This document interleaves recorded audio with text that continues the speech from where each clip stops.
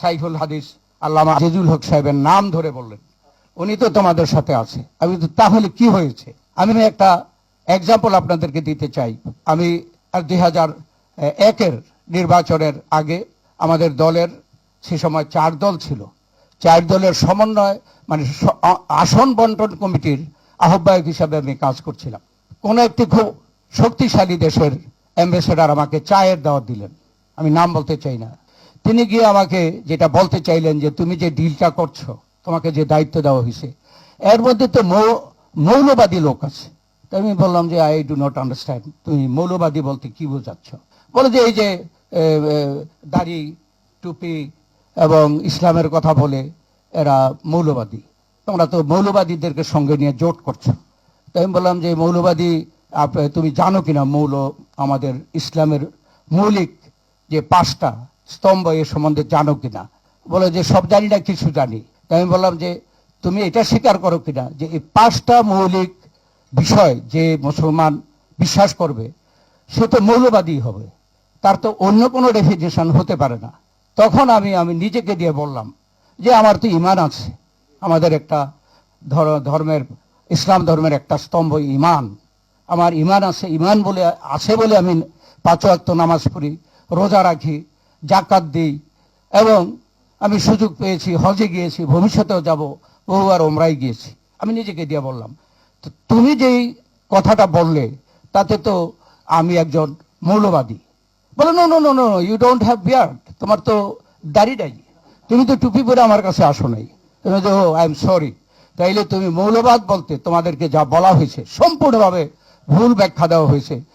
যারা ইসলামে বিশ্বাস করে তারা সকলেই ইসলামের 5টা মৌলিক যে স্তম্ভ, মৌলিক যে আদর্শ সেটাকে বিশ্বাস করবে, বিশ্বাস করলে মৌলবাদী হলো। বলে যে তোমাদের সাথে অমক একজন তৎকালীন আমাদের একজন প্রখ্যাত সাইফুল হাদিস আল্লামা আজিজুল হক সাহেবের নাম ধরে বললেন, উনি তো তোমাদের সাথে আছে। আমি তো তাহলে কি হয়েছে, আমরাও তো যারা, আমি তো বললাম যে আমিও ব্যক্তিগতভাবে উনিও যেগুলো বিশ্বাস করে সেগুলো আমি বিশ্বাস করি, কিন্তু ওনার জ্ঞান ইসলামের অনেক বেশি। উনি মুসলমানদেরকে হেদায়েত করছেন, উনি ধর্মের দাওয়াত দিচ্ছেন, সেটা হলো ওনার পেশা। আর আমি পেশায় একজন বিশ্ববিদ্যালয়ের শিক্ষক ছিলাম, এখন রাজনীতি করি। তো এতটুকু ডিফারেন্স। কিন্তু মৌলবাদী কিভাবে তোমরা বলো? আসলে এই যে একটি ষড়যন্ত্র আমাদের মধ্যে চাপিয়ে দেওয়া হয়েছে, এই ষড়যন্ত্রের শিকার আচ্ছা আমরা আমরা শিকার হয়েছি। সেই জন্য আজকে আপনারা দেখেন যে 92 ভাগ মুসলমানের দেশে এই বাংলাদেশ, যারা মুক্তিযুদ্ধ করে স্বাধীন করেছে, লাখ লাখ শহীদের রক্তের বিনিময়ে যে স্বাধীনতা, সেই স্বাধীন দেশে কিন্তু যখন সংবিধান রচনা হয় বিসমিল্লাহির রহমানির রহিম কিন্তু সেখানে সন্নিবেশিত ছিল না। যে 90 ভাগ, তখন যদি ধরেন 90 ভাগ মুসলমানের দেশ পরিচালিত হবে, সেখানে যে সংবিধান দিয়ে সেই সংবিধান বিসমিল্লাহির রহমানির রহিম থাকবে না। আমরা মুসলমান ঘর থেকে বের হতে, খাওয়া শুরু করতে, যে কোনো কাজ করতে বিসমিল্লাহির রহমানির রহিম পড়ে শুরু করি, কিন্তু আমাদের সংবিধানে ছিল না। শহীদ প্রেসিডেন্ট জিয়াউর রহমান এটা উপলব্ধি করে এই সংবিধানে বিসমিল্লাহির রহমানির রহিম প্রতিষ্ঠা করেছেন। অতএব আজকে আমাদেরকে বুঝতে হবে যে যারা এই 90 ভাগ মুসলমানের দেশে ধর্ম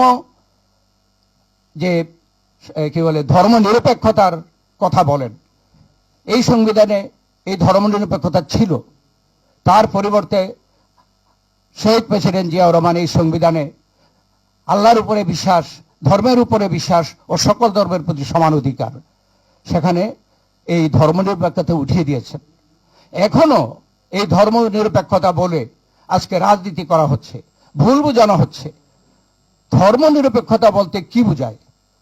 এই যে গতকাল হিন্দুদের পবিত্র একটি অনুষ্ঠান, তাদের পূজা গেল, এখানে যদি হিন্দুরা সেখানে গিয়ে পরবর্তীকালে আমরা যদি দেখতাম যে পরের ওয়াক্ত যে নামাজ হচ্ছে মসজিদে, সে মসজিদেও যাচ্ছে, তাহলে তাকে বলতাম নিরপেক্ষ।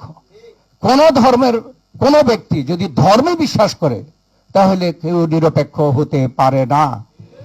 আমি যদি মুসলমান হই, আমি আমার যে কোরআন, সেই কোরআনের উপরে ঈমান রেখে সেই ঈমান মোতাবেক আমাদের প্রিয় নবী হযরত মুহাম্মদ সাল্লাল্লাহু আলাইহি ওয়াসাল্লামের জীবন আদর্শকে অনুসরণ করে চলবো। অন্য ধর্মের অন্যদিকে চলবে।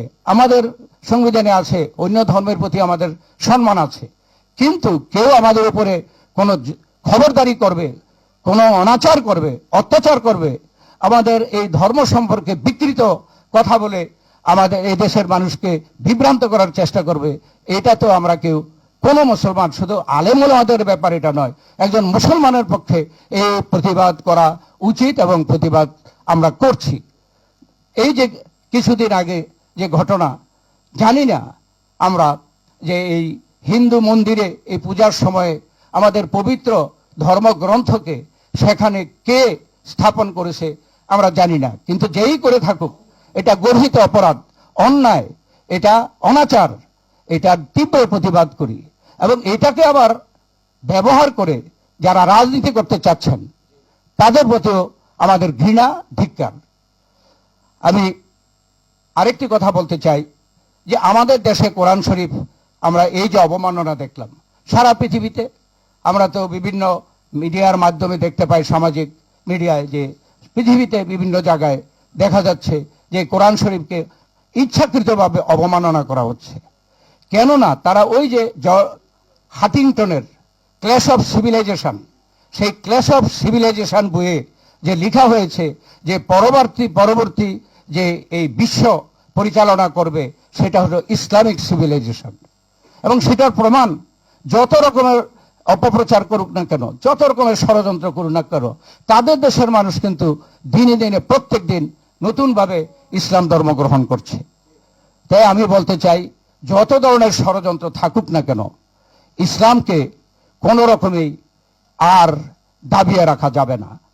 তারা যারা মূর্খ, তারা জানে না, ভালো করে ইতিহাসটা দেখা উচিত।